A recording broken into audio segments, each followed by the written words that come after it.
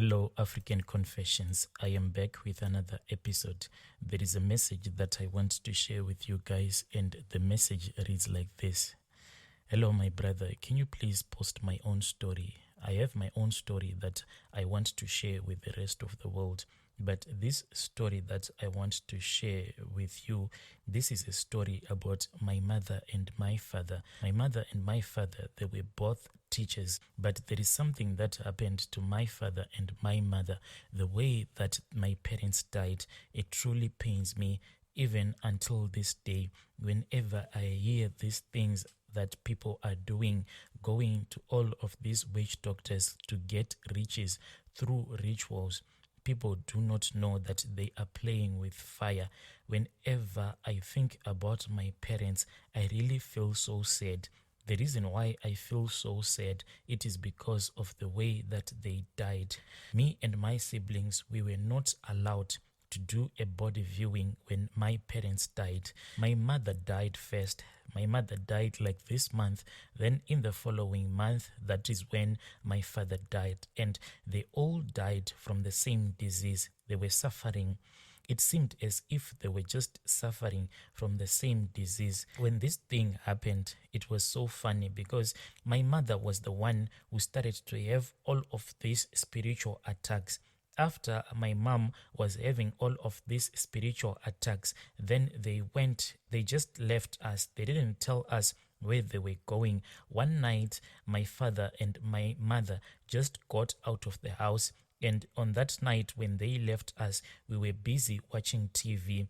In those days, we had those wooden television sets. So we were sitting as a family, busy watching TV. My mom and my dad really enjoyed watching the news. I still remember that on that night when my parents just left me and my sibling, we were busy watching the news with my parents. Then my mom, she had a spiritual attack. My mom, she just screamed, and it seemed as if something had possessed her. The way that my mom was screaming, it really looked as if a demon had possessed her body. She screamed so much on that night that we were afraid. Then my dad told me and my siblings to go to our rooms. Then after that, my dad called me, but there was something that my dad did that I didn't understand until when my parents died.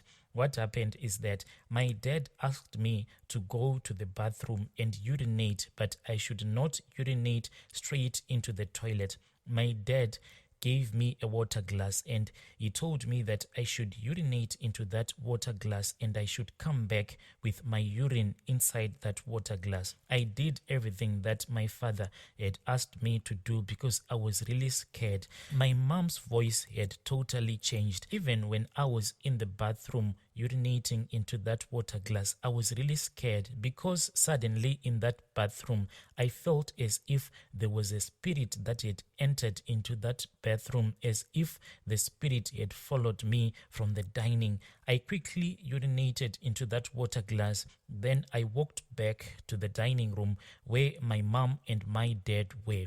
I found out that my dad was busy fighting with my mom. It seemed as if my dad knew everything that was happening. The reason why I think that my dad knew everything that was going on, it was because what was happening when my mom would scream in an unknown language, because all of a sudden she was communicating with my father in a language that I could not recognize. But it seemed as if my own father, when my mom would scream at my dad, then my father would respond and he would scream back at her. Then he will say, "It is not yet time. Why have you came? Because it is not yet time.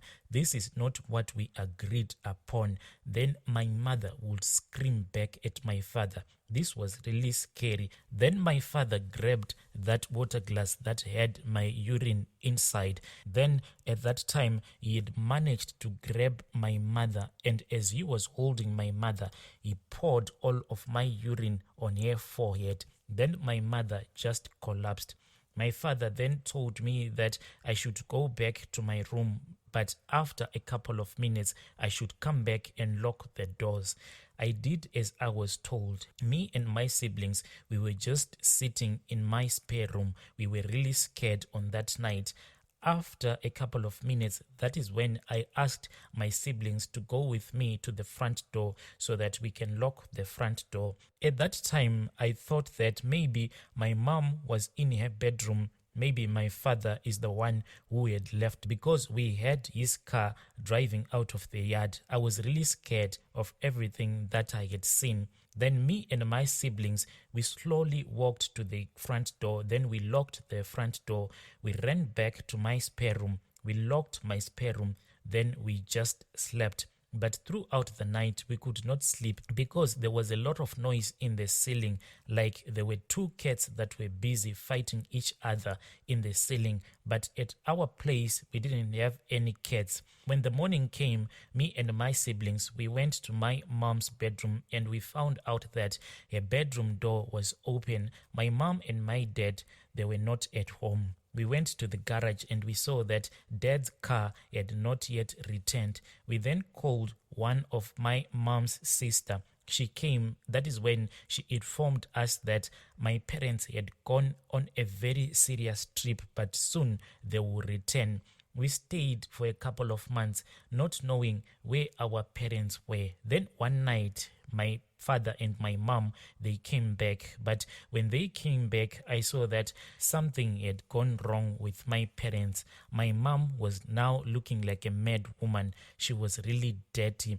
And when one of my siblings tried to greet mom, she didn't respond. My father then sat down with us after he had locked my mom in her bedroom. Then my father told us that unfortunately our mom had lost her mind. So from now on, she will be staying locked up in her bedroom. Otherwise, she was going to do things that we would regret in the future.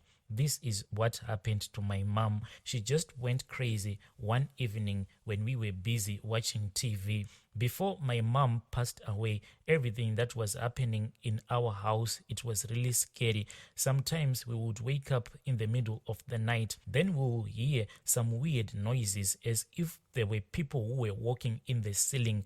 After this, my mom will start to scream. The way that my mom will be screaming, it will be like she will be trying to tell us that there is a demon that is walking in the ceiling, and that demon had came to take her life. This was really scary, my brother. Imagine as a young girl hearing your mom screaming throughout the night, claiming that there is a demon that is walking in the ceiling and the demon is getting ready to take her life. And we could hear that there was something that was walking in our ceiling. After that, that is when my mom passed away. But on the night that my mom passed away, the relatives had came to our house, and my mom, she didn't die a peaceful death. When my mom died, I was told that there was blood that was coming from everywhere. I was told that there was blood that was coming from her nose, from her eyes, and from her ears. My mom did not have a peaceful death, and when she was dying, she was crying, and she was saying that there was someone who was hitting her. It seemed as if that demon had finally climbed down from the ceiling, because after my mom had passed away, all of those scary sounds that we used to hear in the ceiling, as if there was something or some cats that were fighting, as if there were some cats that were fighting in the ceiling, they all stopped until my father, the day that he lost his mind. That is when we started to hear those sounds again, me and my sibling. Then my mom's younger sister came, then she collected me. I think that all of my father's and my mother's relatives, the reason why they removed us from our house, I think it is because they knew that as children we had seen enough. So my mom, younger sister, came, then she took us to her place. The next thing that we heard is that my father had passed away. And the same way that my mom died, that is the same way that my own father died. And we were not allowed to have a body viewing for our parents. Even up until today, I do not have any memories. I don't even know how my mom looked when she passed away. I do not have any memory on how my own father looked like as he was lying in his coffin. This really traumatizes me a lot. So growing up, my parents, they were both teachers. Then my dad and my mom, they started a small private school in our country. This private school that my parents had started, it was just a small school. It only had one classroom, but it was in 1998. That is when everything just changed. A lot of students started to come to our school. At that time, the school was at our house. Then in 1 month, I still remember that my parents then had to move the school. They looked for another space to rent because now they had a lot of students. Recently, that is when I was told by one of my father's younger brother. He told me everything that had happened. One day, my uncle told me that I should come to his house, so I had to travel back to the village. When my uncle told me that he wanted to speak with me, I should come to his place. I then spoke with some of my siblings who were still in the country. They had not yet migrated to Europe at that time. So me and my siblings, we traveled back to the village. We spoke with our uncle on the day that we were supposed to return back to the city. That is when my uncle sat down with us. He told us that for many years he has been keeping this secret. He wanted to confess everything that he knew about our parents. He said that, I think that now you are ready to know everything that your parents did before they died. And he told us that after the death of our parents, as a family, that is when they went and they had a consultation with a traditional healer, and they were told everything that had happened, and they saw everything that had happened because the traditional healer that they had a consultation with, he was using a mirror to show people everything that had happened in the past. So in the mirror, our uncle told us that he saw my mom and my dad. They visited this other traditional healer, and when they went to that traditional healer, whom they kept on calling Ubaba, he was a spiritualist, and they were given a charm. And the charm that they were given, it was in form of river sand. It was a 10 kg bag of river sand, and they were supposed to keep this bag of river sand in their bedroom, and there was no one who was supposed to touch that 10 kg bag of river sand underneath their bed. And as our uncle was telling us all of these rituals that our parents did, that is when we realized that after our parents' private school was really doing good, that is when we started to realize that our parents were acting so weird. We were never allowed into their bedroom, and at that time, our mom told our housemaid that she should not enter into the bedroom. But before my parents started to act so weird, I remember that our maid, she had a lot of freedom. She could do whatever she wanted as long as she was doing her job. But after our parents had found some success in their private school that they had, that is when they started to give us a lot of restrictions. Those restrictions were not given to our maid and our gardener only. Before our parents started to have this weird behavior, we used to go to church on Sundays. But after this, that is when my parents just stopped going to church, and us as children, we could not go to church alone.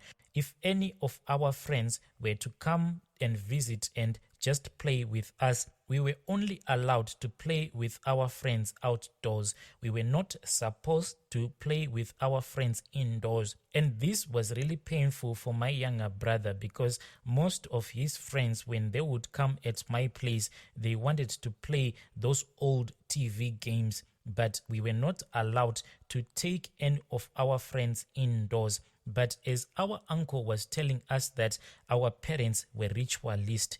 That is when we understood why our parents were behaving in such a way. Our uncle then told us that the ritual that our parents did, they were supposed to take 10% each and every month of their earnings, and they should go and give to their ubaba, the one who had made them to do all of those rituals. And this was a way of thanking him. The money that they would have given to ubaba, that money was supposed to be placed in the middle of the shrine, so that the spirits can see that indeed they are appreciating everything that the spirits were doing for them. My brother, my uncle then told us everything that they had seen in that mirror. They said that they saw that one day our house help then walked into our mother's bedroom. Then when she was in that bedroom, she looked underneath the bed. Then she saw that bag of river sand. The reason why our housemaid had walked into our parents' bedroom, it was because she was trying to chase a bird out of the house. There was a bird that had flown into the house. Our maid then chased that bird until it went into our parents' bedroom. Then the bird hid itself underneath our parents' bed. That is when our maid saw that underneath our parents' bed there was a 10 kg bag of river sand. She pulled it out because she wanted to see what was inside that bag. That is how the rules to the ritual that our parents had did was broken. After the rules was broken, our parents were given an instruction to sacrifice one of my siblings. They had to choose amongst my siblings the one that they wanted to be sacrificed, and they could not sacrifice their lastborn. They had to choose amongst two of my siblings. But our parents, they were heartbroken. They could not choose whom they could sacrifice. When my parents failed to choose whom they wanted to sacrifice, that is when my mother started to experience spiritual attacks until she lost her mind. After my mom had passed away, that same spiritual attacks then started to happen to my father until he passed away. My brother, as I am writing to you, this whole issue that is in my family has not been resolved. My siblings just migrated to Europe. They left me here in Africa. But this whole thing has not been resolved. This is a secret that we have kept in our family. Even my own husband, he doesn't know that this is the secret that I am keeping in my own heart. I try to pray for protection each and every day when I wake up. When I think about my situation, I try so hard because I know that the only person who can protect me and my siblings is God. Me and my siblings, sometimes we wake each other up so that we can pray, because without the protection of God, who knows, maybe we would have experienced all of these spiritual attacks a long time ago. But as for now, we are holding steady fast on the word of God, because that is where our protection is. Dear listeners, right there was an email that was sent to us by one of our listeners. If you have a story that you want to share with us, do not hesitate to contact any of our admins via our email address. I'll be back with another episode.